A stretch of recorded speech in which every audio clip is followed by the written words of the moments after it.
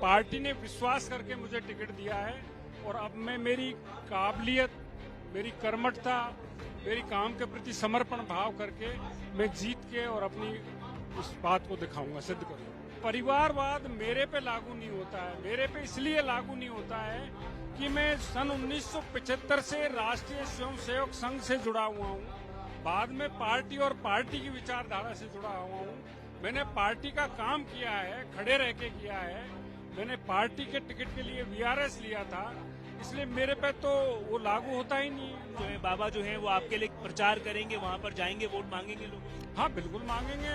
Party, उनकी party से मेरे को टिकट दिया है, वो पार्टी के बड़े नेता हैं, तो मेरी सीट ही नहीं, वो 5 सीटों पे जाएंगे, 5 सीटों पे जाएंगे। मुरारी लाल मीणा वहाँ से चुने गए थे जब विधानसभा चुनाव हुआ था, विधायक के तौर पर सांसद का चुनाव लड़ा, जीत गए वो। आपको लगता है क्या कि अगर उन्हीं के परिवार में से किसी को कांग्रेस टिकट देती है तो आपके लिए राह आसान हो सकती है क्या? मेरी समझ में और ज्यादा आसान हो जाएगी, बजाय किसी और को देने के।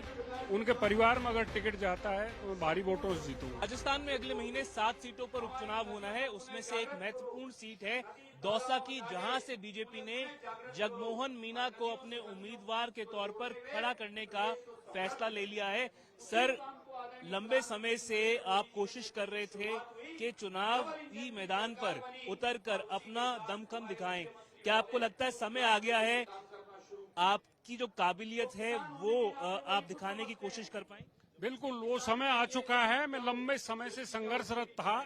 अब मेरे पार्टी ने विश्वास करके मुझे टिकट दिया है और अब मैं मेरी काबिलियत, मेरी कर्मठता, मेरी काम के प्रति समर्पण भाव करके मैं जीत के और अपनी इस बात को दिखाऊंगा, सिद्ध करूंगा।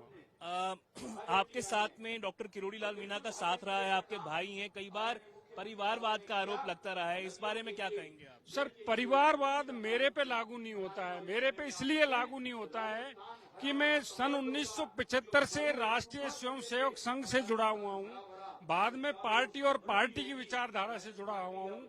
मैंने पार्टी का काम किया है, खड़े रह के किया है। मैंने पार्टी के टिकट के लिए वीआरएस लिया था, इसलिए मेरे पे तो वो लागू होता ही नहीं है। जो पिछला लोकसभा चुनाव हुआ, माना जा रहा था उससे पहले भी आप चाह रहे थे कि आपको टिकट मिल जाए, पर नहीं मिली टिकट। उसके बाद जिस प्रकार से माहौल बना, ऐसा कहा जा रहा था कि नाराजगी जताई, डॉक्टर किरोड़ी लाल मीणा ने अपना इस्तीफा दे दिया कैबिनेट मंत्री पद से।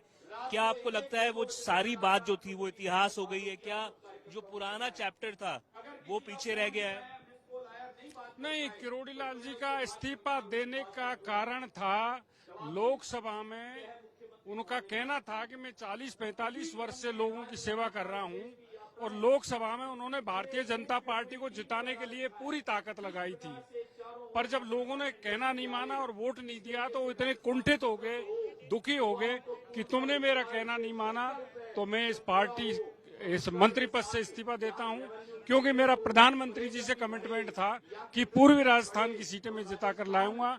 कमिटमेंट पूरा नहीं हो पाया, इसलिए मैं अपने पद से इस्तीफा देता हूं। मोहन जी, आप उनके भाई हैं, करीब से जानते हैं, अभी क्या स्थिति है? वो मंत्री पद पर हैं या नहीं है? सर, वो मंत्री पद से इस्तीफा दिए हुए हैं। वो दृढ़ संकल्प वाले आदमी हैं। पार्टी के साथ तो रहना ही होगा, पर उसके बारे में क्या निर्णय होगा वो निर्णय ले सकते हैं, मैं इसमें बताने में सक्षम नहीं हूँ। मंत्री पद से इस्तीफा दे दिया है, पर उन्होंने वो एक्सेप्ट नहीं हुआ क्या अभी तक उसको?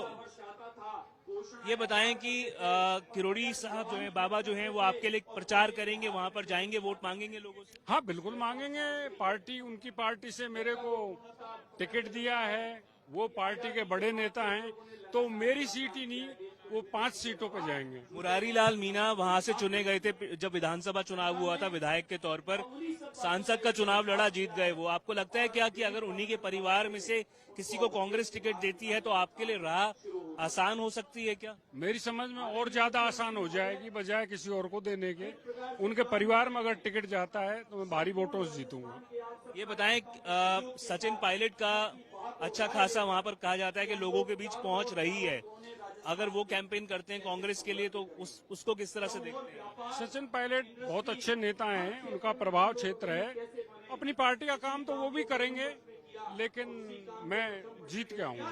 आपके हिसाब से क्या कुछ मुख्य मुद्दे हैं? दौसा के विधानसभा क्षेत्र के पानी की भारी किल्लत थी, वहां पर कुछ जगहों पर फ्लोराइड वाला पानी आ रहा था। आपके हिसाब से क्या क्या मसले हैं? देखो, पानी की सबसे जबरदस्त किल्लत है दौसा में।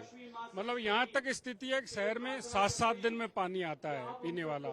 तो सबसे बड़ा प्रोजेक्ट भारत सरकार ने सैंक्शन किया है ईआरसीपी का, काम चालू हो गया है, निकट भविष्य में आ जाएगा। तो टेम्परेरी व्यवस्था करने के बजाय उस प्रोजेक्ट का इंतजार करना चाहिए, वो आएगा तो पानी की समस्या खत्म होगी। एक आखिरी सवाल आपसे जगमोहन जी, डॉक्टर किरोड़ी जो हैं वो लंबे समय से आंदोलन करते रहे जब विपक्ष में थे पेपर लीक के मुद्दे पर जब से भजनलाल की सरकार आई है उसके बाद से कई बार एसआई पेपर लीक के मुद्दे पर पेपर प्रक्रिया जो है वो रद्द करने की मांग उठती रही है। क्या इस पूरे मुद्दे पर किरोड़ी जी अपने हाथ बंधे हुए महसूस करते हैं क्या? नहीं, अब सरकार में रहते हुए, पार्टी की सरकार होते हुए आदमी थोड़ा तो संकोच खाता है, लेकिन उनका तो क्लियर है, वो तो अब भी संघर्ष रहते हैं। मुख्यमंत्री जी का ध्यान उधर ला रहे हैं कि इन परीक्षाओं को रद्द किया जाए। एसआई पेपर प्रक्रिया तो अभी तक रद्द हुई नहीं है।